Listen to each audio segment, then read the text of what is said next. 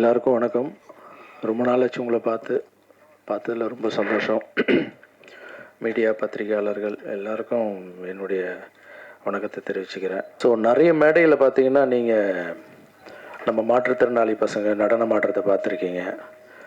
நானும் எவ்வளோலாம் மேக்ஸிமம் என்னுடைய படத்தில் யூஸ் பண்ண முடியுமோ, நான் போகிற ப்ரோக்ராமில் எவ்வளோ அந்த பசங்களை ஸ்டேஜில் உங்கள் முன்னாடி அறிமுகப்படுத்த முடியுமோ அவ்வளோ நான் ட்ரை பண்ணிகிட்டே இருப்பேன். ஏன்னா அதுக்கு காரணம் என்னென்னா, அவங்களுக்கு டான்ஸை தவிர வேறு எதுவுமே தெரியாது. அவங்க வாழ்வாதாரமே அதில் தான் அடங்கியிருக்கு. பட் 2 கை கால் இல்லைனா கூட எங்களால் சாதிக்க முடியுன்ற அந்த தன்னம்பிக்கை எனக்கு ரொம்ப பிடிக்கும் பசங்கிட்ட. எனக்கே ஒரு சில டைமில் நான் ரொம்ப டல்லானாலும் இல்லை ஏதாவது ஒரு விஷயத்தில் அப்செட் ஆனாலும் பசங்களை கூப்பிட்டு ஒரு 5 நிமிஷம் ஆட வச்சாலே இவங்களே இவ்வளோ சாதிக்கிறாங்க, நம்ம இதுக்கெல்லாம் அப்செட் ஆகிறோமோன்னு நம்மளுக்கு ஒரு ரீசார்ஜ் மாதிரி பண்ணிப்பேன் பசங்களை பார்க்கும்போது.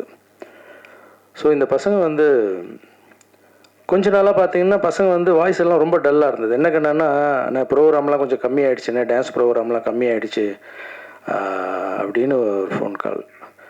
அது இல்லைக்கண்ணா, கொஞ்சம் எப்போ பார்த்தாலும் ஸ்டேஜில் வந்துக்கிட்டே இருக்கணும், சினிமாவில் ஆடிக்கிட்டே இருக்கணும். மேக்ஸிமம் நான் பண்ணுற படத்தில் எல்லாத்துலேயும் நான் என்ன சொல்லுவேன்னா, ப்ரொடியூசர்ஸ்கிட்டே டைரக்டர்கிட்ட அந்த மாற்றுத்திறனாளி பசங்களை யூஸ் பண்ணலாமே அப்படின்னு. அதுக்கு ஒரு சிலர் சொல்லுவாங்க, மாஸ்டர் எல்லா இடத்துலையும் அவங்களே போட்டால் ஒரு மாதிரி இல்லை மாஸ்டர், ரிப்பீட் ஆகிற மாதிரி இல்லைன்னு. எத்தனை தடவை 9th த்ரிஷாலாம் பண்ண பார்க்குறோம்ல சார், அதே மாதிரி நம்ம பசங்களை பார்க்கட்டும் சார்.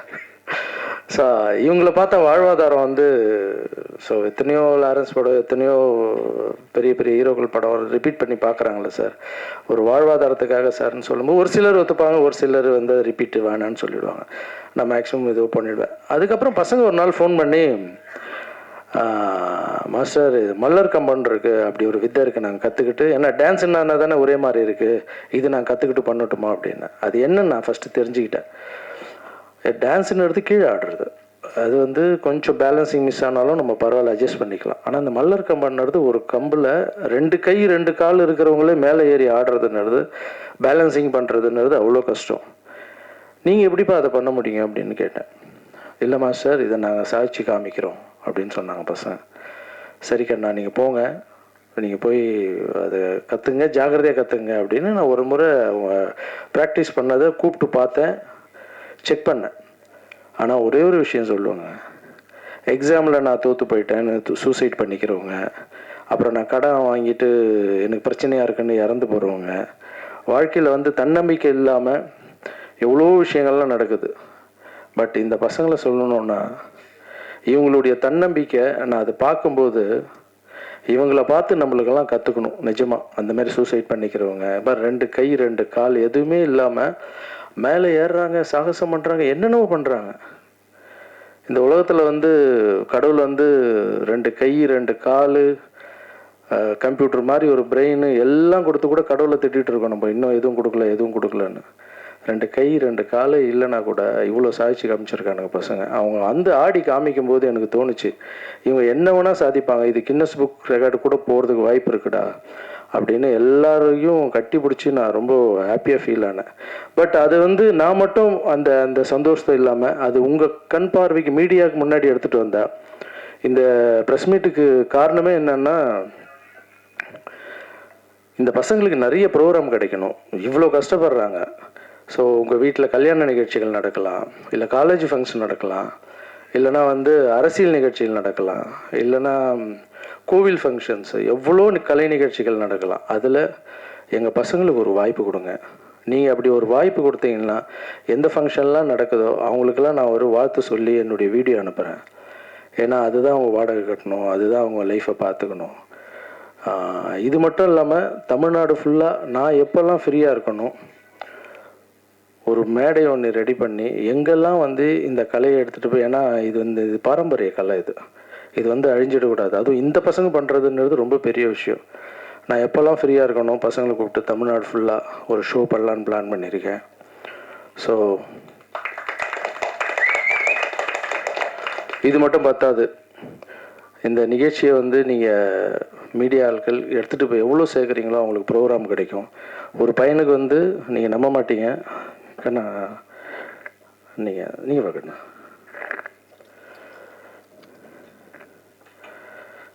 அது என்ன டிசீஸ் இப்போது இவர் வெறும் வாடகை கட்டுறது இது மட்டும் இல்லை பிரச்சனை. திடீர்னு ஏதாவது அவருக்கு என்ன ஸ்கின் ப்ராப்ளமா? ஆமாம், சோரியாசிஸ்ன்னு ஒரு ப்ராப்ளம். அது வந்து 3 வருஷமாக அதுக்கு மாத்திரை மருந்து இதெல்லாம். நீங்கள் ஏன் சொல்கிறேன்னா, இது அவங்களுக்கு வாழ்வாதாரமே ரொம்ப கஷ்டம். அதில் இந்த மாதிரி பிரச்சனைலாம் வந்து எவ்வளோ கஷ்டப்படுவாங்கன்னு இப்போ பாருங்கள். பசங்க அழமாட்டுறாங்க ஒரு சில டைம்லாம். பிரபு இங்கே வா, அந்த பையன்லாம் அழுதுருக்கான். மாஸ்டர் என்னால் வந்து வாடகை கட்ட முடியல மாஸ்டர், ஏதாவது ஒரு மாதிரி இருக்குது மாஸ்டர், எங்களுக்கு பணம் இல்லை மாஸ்டர், ஏதாவது பண்ணுங்க மாஸ்டர் அப்படின்னு. ஸோ நம்ம பணம் கொடுக்குறோம், எல்லாம் செய்கிறோம், பட் வாழ்வாதாரத்துக்கு அவங்களுக்கு ஏதாவது பண்ணி கொடுக்கணும் அப்படின்னு சொல்லி தான். ஸோ இந்த நிகழ்ச்சியை எல்லாரும் ப்ளீஸ் தயவு செஞ்சு கேட்கிறேன், நீங்கள் போயிட்டு பப்ளிக்கிட்ட இந்த விஷயத்தை நல்லா ரீச் பண்ணுங்கள். அவங்களுக்கு நிறைய ஷோ கிடைக்கட்டும். நீங்கள் எழுதுகிற எழுத்து, நீங்கள் பேசி, ஏன்னா நீங்கள் நிறைய வீடியோஸ் நான் பார்க்குறேன். நான் வீடியோஸ் பேசினாலே அது வந்து நிறைய பேர் வந்து என்ன பண்ணுறீங்கன்னா, அதை வந்து நல்ல முறையில் எடுத்துகிட்டு போய் சேர்க்குறீங்க. அதுக்கு ரொம்ப நன்றி. ஆல்ரெடியே என்னுடைய ட்ரஸ்ட்டில் நடக்கிற எல்லா நல்ல விஷயங்களும் நல்லபடியாக எடுத்துகிட்டு போய் சேர்க்குறீங்க. அதுக்கு ரொம்ப நன்றி. இதையும் நல்லபடியாக எடுத்துகிட்டு போய் சேருங்க. அவங்களுக்கு 4 ஷோ கிடைக்கட்டும். அப்புறம் இந்த பசங்க வந்து இவ்வளோ சூப்பராக பண்ணதுக்கு இவங்களுக்கு வந்து என்னுடைய கிஃப்ட் நாளைக்கு என்னுடைய வீட்டில் வச்சு, அவங்க வண்டியில் போயிட்டு வர்றதுக்கு ரொம்ப கஷ்டப்படுறாங்க. ஏன்னா பஸ்ஸில் தான் போகணும், பஸ்ஸில் தான் வரணும். ஸோ எல்லாருக்கும் ஒரு ஸ்கூட்டி நீங்கள் இதை கற்றுக்கினதுக்காக நாளைக்கு வீட்டாண்ட எல்லாருக்கும் ஸ்கூட்டி, சந்தோஷமாக பைக்கில் போங்க. ஓகே, இது மட்டும் இல்லை, மாற்றுத்திறனாளிக்காக ஒரு படம் ஒன்று பண்ண போகிறேன் நான். அந்த படத்தில் அவங்களும் நடிக்க போகிறாங்க, நானும் மாற்றுத்திறனாளியாக ஒரு படம் நடிக்கிறேன். அந்த படத்தில் வர பணத்தை எங்கள் எல்லா பசங்களுக்கும் எல்லாருக்கும் வீடு கட்டி கொடுக்கப்படும். இனிமேல் நீங்கள் வீடு கட்டலை, இது எனக்கு வீடு இல்லை, வாடகை கேட்குறாங்க, இந்த பிரச்சனை அந்த பிரச்சனைலாம் தேவையில்லை. என்னுடைய சம்பளத்துலேருந்து உங்களுக்கு எல்லாருக்கும் வீடு. இங்கே நம்ம இடம் ஒன்று இருக்குது, அந்த இடத்துல ஃப்ளாட் கட்டிட்டு எல்லாருக்கும் double bedroom flat. Okay, so இந்த டைமில் இவங்களை வந்து நான் இந்த என்கரேஜ் பண்ணுறதில் நான் வந்து எனக்கு இவங்க சொன்னாங்க நான் வந்து இவங்களுக்கு தெய்வம் மாதிரின்னு. இல்லை, இவங்க தான் தெய்வம்.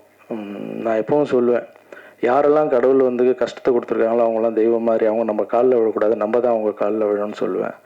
ஸோ என்னால் முடிஞ்ச ஒரு முயற்சி. ஸோ நாளைக்கு வந்து ஸ்கூட்டி, இன்னும் இந்த படம் முடித்த உடனே நம்ம ஃப்ளாட்ஸ் கட்டிடலாம். ஸோ உங்கள் கஷ்டங்கள் பாதி தீரும். பட் அவங்களுக்கு என்ன தான் ஃப்ளாட்டு கொடுத்து என்ன தான் வண்டி கொடுத்தாலும் அந்த கைத்தட்டல் எல்லா ஊர்லேயுமே அவங்க உழைக்கும் போது இருக்கிற சந்தோஷம் வேறு. ஸோ இதை பார்த்துட்டு இருக்க எல்லாரும் மக்கள்கிட்ட எடுத்துகிட்டு போய் நல்லபடியாக சேருங்க. தேங்க்யூ ஸோ மச் இங்கே வந்ததுக்கு. அப்புறம் இந்த இந்த மல்லர் கம்பை வந்து கற்றுக்கிறேன்னு சொன்னோடனே அந்த மல்லர் கம்பை மாஸ்டர் யாருன்னு கேட்டேன். அந்த மாஸ்டருக்கு இந்த இடத்துல நான் ஒரு வாழ்த்து தெரிவிச்சுக்கிறேன். மாஸ்டர் இங்கே வாங்க.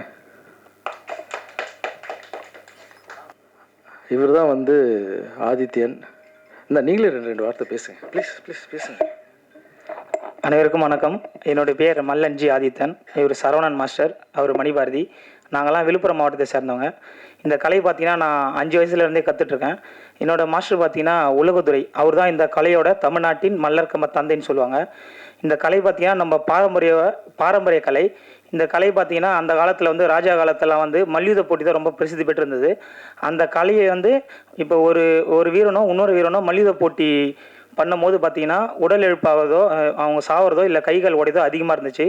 அந்த காலத்தில் வந்து இதை தவிர்க்க என்ன பண்ணாங்கன்னா, ஒரு வீரனும் இன்னொரு வீரனும் வந்து இப்போ மல்யுத்தம் பண்ணும்போது கைகள் உடைதுன்றதுக்காக ஒரு பாறையை வந்து மரம் மாதிரி உருவாக்கி அதில் இந்த பிடிகள்லாம் போட்டு தன்னோட மசில்ஸ்லாம் ஸ்ட்ரென்தன் பண்ணி அப்புறமா போருக்கோ இல்லை மல்யுத்த போட்டிக்கோ வந்து அவங்க பயிற்சி பண்ணி இது மூலிமா கொண்டு போனாங்க. நாளடைவில் வந்து ஆங்கிலேயர் உள்ளே வரும்போது இந்த கலை வந்து அழிஞ்ச பல தமிழ் கலையில் இந்த கலை ஒன்றும். இந்த கலையை வந்து மறுபடியும் மீட்டு எடுத்தவர் வந்து தான் இந்த உலகத்துறை ஐயா, அவர் தான் மீட்டு எடுத்தார். அவருக்கு அப்புறம் பார்த்தீங்கன்னா எங்களோட கோச்சஸ் வந்து ஜனா, கணேஷ், ராமச்சந்திரன், அவங்க வந்து இந்த தமிழ்நாடு ஃபுல்லாக பரவி இந்த கலை வந்து இன்றைக்கி சர்வதேச அளவில் போட்டி நடந்து இந்த தமிழ்நாடு வந்து இன்றைக்கி வந்து பார்த்திங்கன்னா கோல்டு மெடல் அடிக்கிற அளவுக்கு இந்த கலை வளர்ந்துருக்கு. இந்த கலையை வந்து நிறைய தமிழர்களுக்கு தெரியல. இப்போ வந்து இது நம்ம தமிழுடைய பாரம்பரிய கலை, ஆனால் நம்ம தமிழர்களுக்கே நிறைய பேருக்கு தெரியல. இதை வந்து நாங்கள் வந்து ப்ரொமோட் பண்ணணும், தமிழர்களுக்கு இதை நான் கொண்டு போகணுன்னு அந்த ஒரு ஐடியாவில் தான் நாங்கள் வந்து இவங்களை பிரபு வந்து நான் சொல்லியிருந்தேன், இந்த மாதிரி இந்த கலையை வந்து கற்றுங்கன்னு. அவங்க வந்து சார்கிட்ட கேட்டு சாரோட பர்மிஷனோடு வந்தாங்க. வரும்போது ரொம்ப தயங்கினாங்க, எப்படி இதை நீங்கள் இப்போ எப்படி மாஸ்டர் எங்களுக்கு சொல்லித்தர போகிறீங்க அப்படின்னு. நான் வந்து அப்போ ஒருத்தர் கை இல்லைன்னா ஒரு கை இல்லாமல் எப்படி செய்கிறது, கால் இல்லைன்னா காலை கட்டிக்கிட்டு எப்படி செய்யுது அப்படி செஞ்சு காமிச்சேன். அவங்க ஒரு மோட்டிவாக எடுத்துகிட்டு இதை பண்ணி ஜஸ்ட்டு சொல்லப்போனால் ஒரு 10 டேஸில் ஒரு டெமான்ஸ்ட்ரேஷன் பண்ணுற அளவுக்கு ரெடி ஆனாங்க. இப்போ பார்த்தீங்கன்னா அவங்க இது ஒரு உலக சாதனை பண்ணுற அளவுக்கு இவங்க ரெடியாக இருக்காங்க. இதுக்கெல்லாம் பார்த்தீங்கன்னா மாஸ்டர் தான் காரணம். அவரோட தன்னம்பிக்கை ஸ்பீச்சும் அதுதான் காரணம். இந்த கலையை வந்து இதை அழியாமல் நல்லா கொண்டுட்டு போனோம். அதுக்கு வந்து சாரோட ஒத்துழைப்பு வந்து எங்களுக்கு கண்டிப்பாக தேவை. ரொம்ப நன்றி மாஸ்டர்.